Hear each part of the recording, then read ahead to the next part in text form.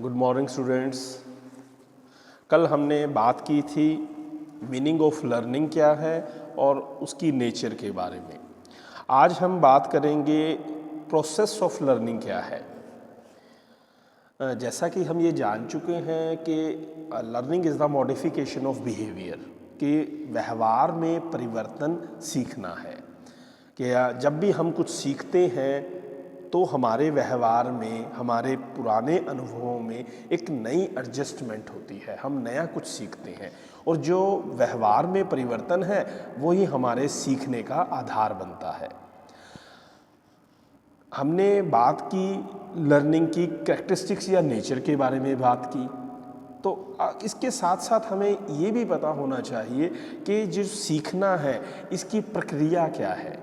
तो आज का हमारा जो टॉपिक है वो है प्रोसेस ऑफ लर्निंग। तो प्रोसेस ऑफ लर्निंग के बारे में अलग अलग साइकोलॉजिस्ट ने अपने व्यूज़ दिए। हर एक ने अपने हिसाब से, किसी ने उसके प्रोसेस के 2 स्टेप बताए हैं, किसी ने उनके 4 स्टेप बताए हैं।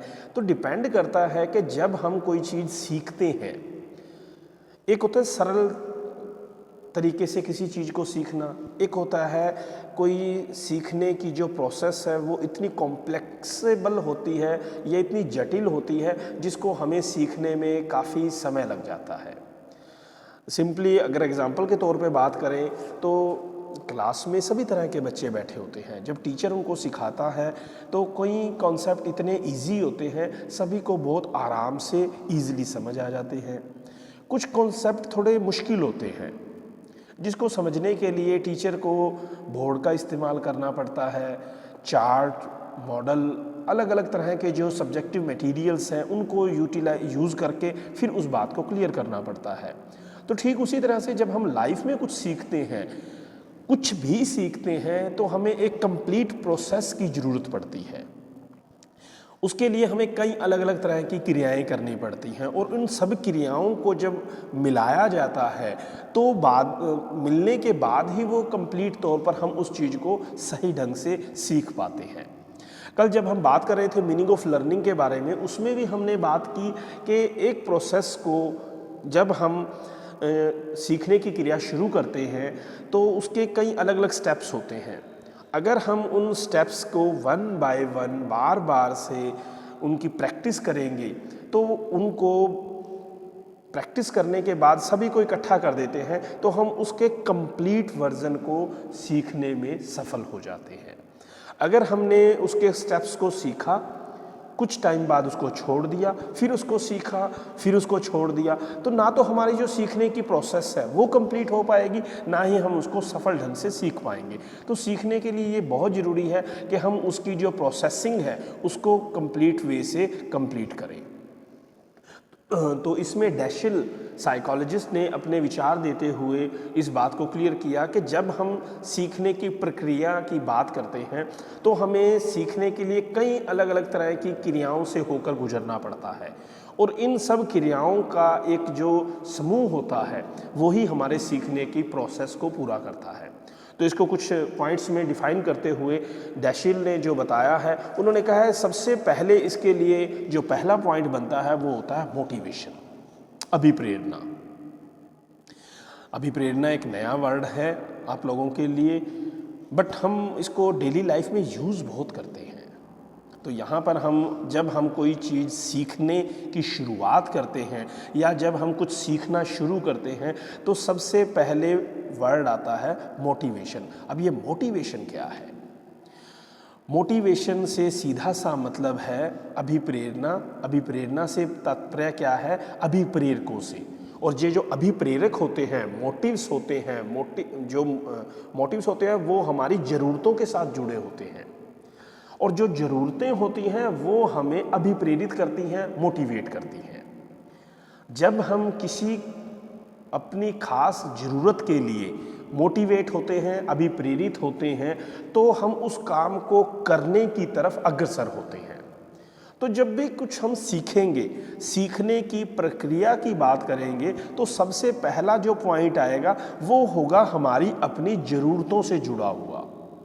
अब वो जो ज़रूरतें हैं जिनको हम सामान्य भाषा में नीड्स भी कह देते हैं, ज़रूरतें भी कह देते हैं, और साइकोलॉजी की भाषा में उसके मोटिवेशन या मोटिव्स कह देते हैं।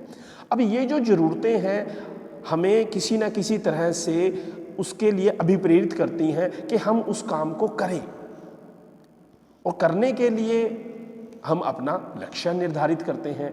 अब इसको मैं पहले आपको इनके पॉइंट्स क्लियर कर देता हूँ, इसके बाद मैं आपको इसका एक एग्जांपल दूंगा जिससे आपको सारे पॉइंट अच्छे से क्लियर हो जाएंगे। तो जब भी हम किसी चीज़ को सीखने के लिए प्रोसेस को इम्प्लीमेंट करेंगे तो सबसे पहले जो पॉइंट आएगा वो होगा अभिप्रेरणा या मोटिव्स, या ऑब्लिग में बात कर ले तो ज़रूरतों का। क्योंकि हम तभी किसी काम को सीखना शुरू करते हैं जब हमारी उस चीज़ के साथ कोई ना कोई ज़रूरत जुड़ी हुई है। अगर हमारी ज़रूरत नहीं है, नीड नहीं है, तो ऑब्वियसली हम किसी काम को करना, सीखना शुरू ही नहीं करते। आजकल आपने एक बात और देखी होगी कि छोटे बच्चे मोबाइल पर बहुत ज़्यादा अपना टाइम स्पेंड करते हैं। उनको टीवी की बजाय, जो कार्टून चैनल है उनकी बजाय मोबाइल एक बहुत बड़ी ज़रूरत बन गई है। तो क्या आपने कभी उन छोटे बच्चों को ये सिखाया कि मोबाइल को कैसे चलाया जाएगा? नहीं। क्या आपने कभी उनको बताया कि हाँ ये प्ले स्टोर होता है, यहाँ से जाके आप अपने काम की जो भी गेम्स हैं, जो भी ऐप्स हैं वो डाउनलोड कर सकते हैं? नहीं बताया। वो बच्चों की मोटिव्स क्या हैं, ज़रूरत क्या है कि हमें उसको चलाना आना चाहिए, तो आपने उनको बताया नहीं। वो जो ज़रूरतें हैं, उनके मोटिव्स हैं, उन्होंने ही उसको इतना अभिप्रेरित किया, इतना अंदर से मोटिवेट करता है कि वो अपनी उस ज़रूरत को पूरा करने के लिए इतने उत्सुक हो जाते हैं कि वो ढूंढते हैं कि हम इसको काम को पूरा कैसे करें। तो अब वो पूरा कैसे करते हैं? जब हम अपने फ़ोन को चलाते हैं, उसमें से कुछ पॉइंट निकाल रहे होते हैं, देख रहे होते हैं, तो वो हमें इस टाइम पे बहुत ही बारीकी से ऑब्ज़र्व करते हैं, और उनकी ऑब्ज़र्वेशन उनके माइंड में क्लिक करती है कि आपने अगर इस चीज़ को करना है तो आपको इस तरह से करना होगा। तो ये क्या है, सीखने में मोटिवेशन का रोल क्या है, ज़रूरतों की अहमियत क्या है, इस बात को क्लियर करता है। सेकंड पॉइंट लेते हैं लक्ष्य। अब बात आ रही थी कि जब हम कोई चीज़, कोई काम सीखना शुरू करते हैं तो सबसे पहले हमारा पॉइंट है मोटिवेशन है, अभिप्रेरणा है, जो हमारी ज़रूरतों से जुड़ी हुई है। तो जब हमने एक किसी चीज़ की ज़रूरत को पैदा कर लिया है कि हाँ मुझे वो चीज़ चाहिए, तो जब मैं उनको प्राप्त करने की कोशिश करूँगा तो मुझे कई अलग अलग तरह की बाधाओं का सामना करना पड़ेगा। अब वो बाधाएं, जैसी चीज़ को हम सीखने जा रहे हैं उसी के अकॉर्डिंगली अलग अलग तरह की बाधाएं होंगी। अब जैसे हम एग्जांपल लें किसी भी तरह की, देखो सीखना कुछ भी हो, बिना बाधाओं के कुछ भी सीखना संभव नहीं होता। तो जब भी हम कुछ सीखना शुरू करेंगे तो हमें बाधाएं आएंगी ही आएंगी। चाहे आप एक छोटे बच्चे को ले लो जिसने कि चलना सीखना है, एक 8 साल 7 साल के बच्चे को ले लो जिसने कि कुछ लिखना, बोलना, पढ़ना, इस तरह की कोई प्रैक्टिस करनी है, डांसिंग एक्टिविटी करनी है, प्लेइंग एक्टिविटी करनी है, राइटिंग एक्टिविटी करनी है, in any thing can say that. तो कुछ भी है, अगर वो जब उस चीज़ को शुरू करेगा, भाई बच्चा है वो कहता है मुझे साइकिल सीखना है, वो साइकिल सीखना भी अपने आप में एक ज़रूरत है कि दूसरे बच्चे साइकिल चलाते हैं, मुझे भी साइकिल आनी चाहिए। तो वो साइकिल चलाना सीखना पहली उसकी ज़रूरत पैदा हुई है। अब दूसरे नंबर पे क्या है, उसको चलाने में आने वाली बाधाएं हैं। तो जब भी ये जो सेकंड कॉन्सेप्ट पॉइंट है ये भी अपने आप में बहुत इंपॉर्टेंट है कि जब तक आप बाधाओं का सामना नहीं करते तब तक आप इन चीज़ों को नहीं जान सकते।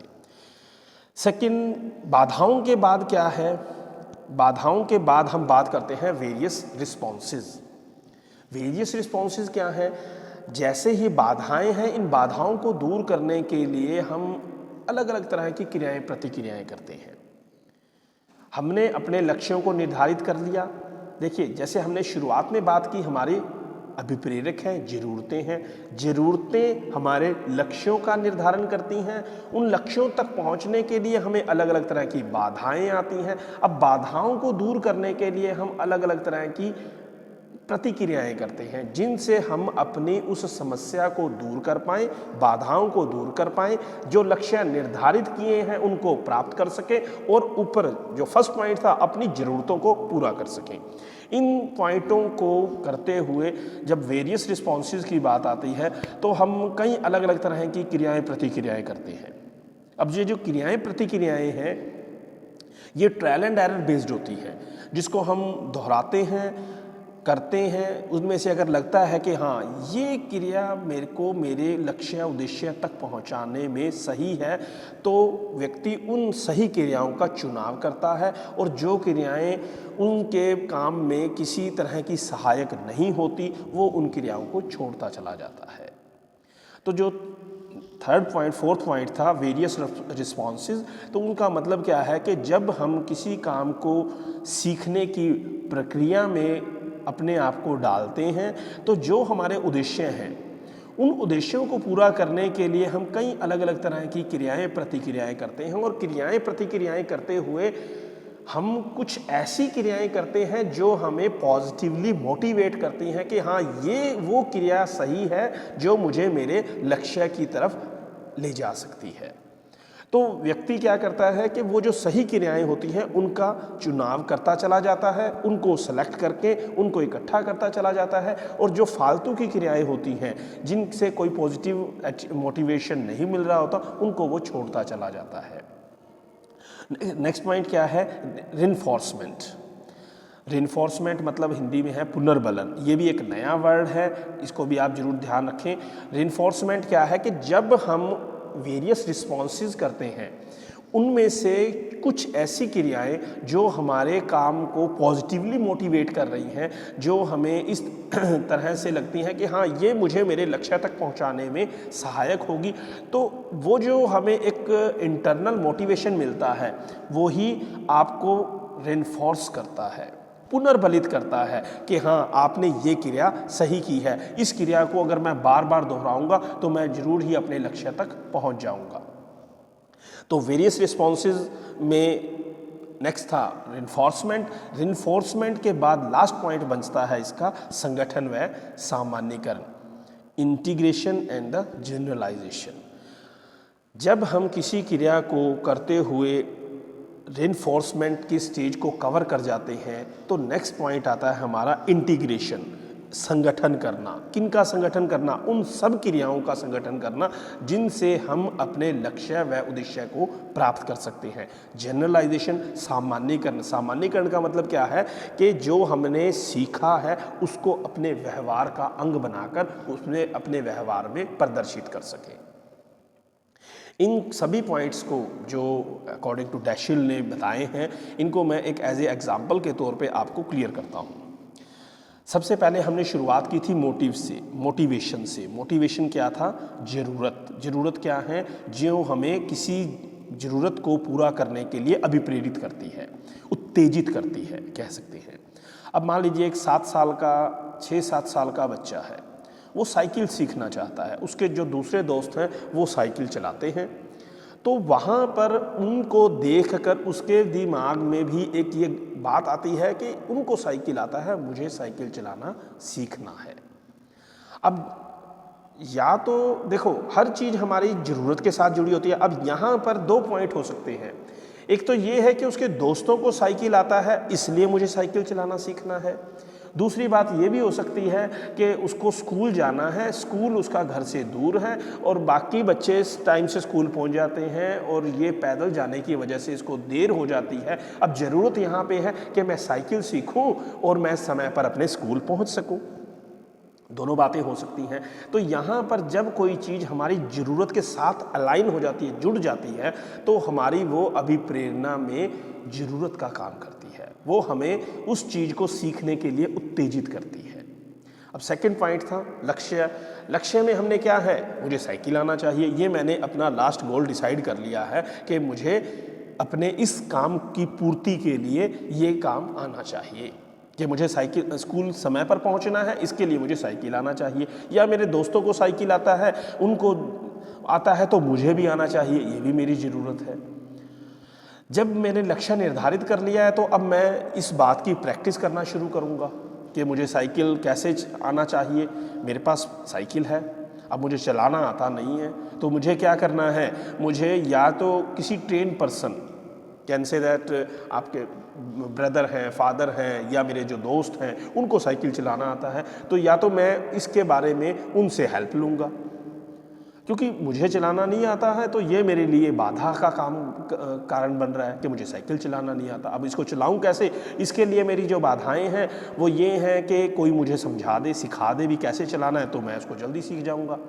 या फिर ऐसा है कि मैं खुद इसकी प्रैक्टिस करूं, गलतियां होंगी तो उन गलतियों में से कोई सही रास्ता भी निकल आएगा। तो यहाँ पर चाहे तो ट्रेनर या मैं खुद अपनी कोशिशों से उस चीज़ को सीखूं, तो दोनों काम साथ साथ चल सकते हैं। पर अगर ट्रेनर मुझे सिखा रहा है तो वो मुझे बता सकता है, अपने एक्सपीरियंस शेयर कर सकता है, समझा सकता है, प्रैक्टिस करवा सकता है, पर करना मुझे खुद होगा। पर इसमें मुझे कम टाइम लगता है।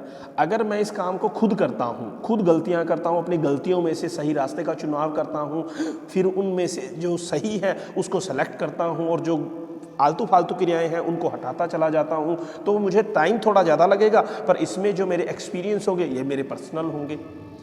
तो यहाँ पर जब बाधाएं हैं, बाधाओं को दूर करने के लिए मैं इसमें वेरियस रिस्पॉन्सेज प्रोवाइड करता हूँ, कई अलग अलग तरह की क्रियाएं करता हूँ। एक टीचर ने मेरे को बताया भी आप ऐसे, जो ट्रेनर है उन्होंने मुझे बताया कि आप ऐसे इसको चढ़ना सीख सकते हो, चलाना सीख सकते हो, आपको इस चीज़ पे कंट्रोल करना है।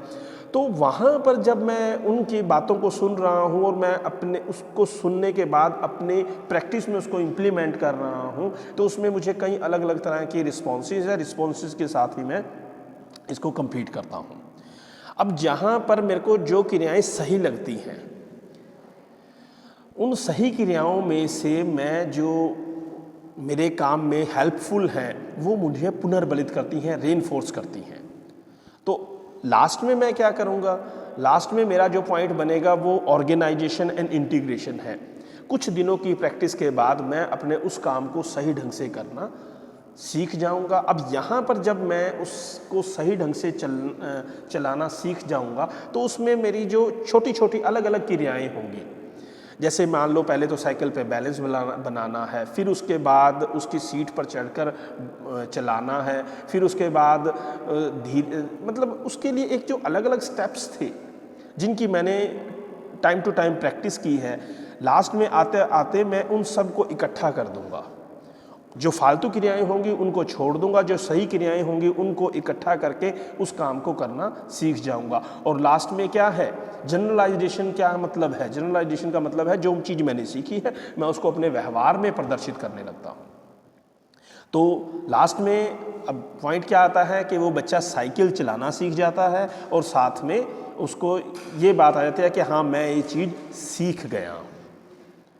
तो यहाँ पर हम बात कर रहे हैं एक प्रोसेस के बारे में। आई थिंक आप सभी को इस बारे में अच्छे से क्लियर हो गया होगा कि प्रोसेस ऑफ लर्निंग क्या है। एक 4 मार्क्स के क्वेश्चन के अकॉर्डिंग ये बहुत अच्छा क्वेश्चन है, इंपॉर्टेंट क्वेश्चन है, और एक ये हमारी लाइफ में भी बहुत अच्छा इम्प्लीमेंटेबल है।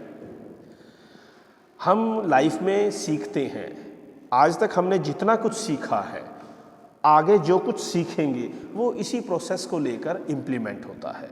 आप अपनी लाइफ में जो कुछ सीखा है आप उस पर भी एक बार नज़र दौड़ा के देख लें तो उसमें भी आपको यही सब चीज़ें मिलेंगी। सबसे पहले है मेरी ज़रूरतें, ज़रूरतों के साथ मेरे उद्देश्य, लक्ष्य क्या है, मैंने क्या सीखना है। फिर बाधाएं आएंगी, बाधाओं को दूर करने के लिए आप अलग अलग रिस्पॉन्सेज करोगे और उनमें से जब पॉजिटिव आपको सही रिस्पॉन्स करते हो वो आपको मोटिवेट करती हैं, रिनफोर्स करती हैं, और लास्ट में आप उनको जनरलाइज करके ऑर्गेनाइज करके जनरलाइज कर देते हो। तो नेक्स्ट हम वीडियो में बात करेंगे सीखने के प्रकार क्या हैं। तो उसी के साथ हमारा जो फर्स्ट टॉपिक है meaning of learning, nature, process and the factor affecting of learning और टाइप्स ऑफ लर्निंग है। ये कुछ पॉइंट्स हैं जिसमें से हमारा रह गया टाइप्स ऑफ लर्निंग और फैक्टर अफेक्टिंग लर्निंग। तो आई थिंक आप इसको ध्यान से सुने और समझने की कोशिश करेंगे। ओके, थैंक यू बेटा।